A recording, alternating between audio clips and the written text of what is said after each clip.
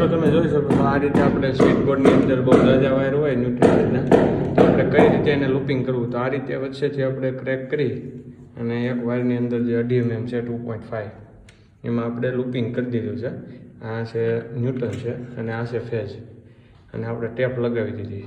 તો આ રીતે આપણે 2.5માં લૂપિંગ કરી અને આ જે સિંગલ વાયર છે એને આપણે સ્વિચમાં આપણે આપી દેવાનો, જેથી કરીને આ બહુ ઝાઝા વાયર છે એ સ્વિચમાં આવે નહીં. એટલા માટે આપણે આ રીતે લૂપિંગ કરવું પડે.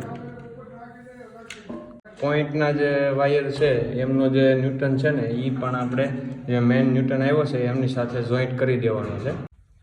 આવી રીતે આપણે જે ન્યૂટન છે ફેઝ જે છે એ આપણે સ્વિચની ઉપરના પોઈન્ટમાં આપી દીધો છે અને આ રીતે જોઈન્ટ કરવાનો છે.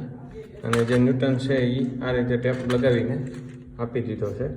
અને આ રેડ કલરનો છે એ પંખાનો છે. પંખામાંથી જે આપણે રેગ્યુલેટરમાંથી જે 2 વાયર નીકળે છે એમાં એક વાયર આપણે સ્વિચની નીચેની સાઈડ દેવાનો છે અને બીજો વાયર છે જે પંખાનો પોઈન્ટ છે એમાં આપી દેવાનો છે. અને આ છે લેમ્પનો છે અને આ નાઇટ લેમ્પનો છે. તો આ રીતે આપણે સ્વિચ બોર્ડમાં વાયરના શેડ આપી દેવાના અને આ રીતે જોઈન્ટ કરી દેવાનું.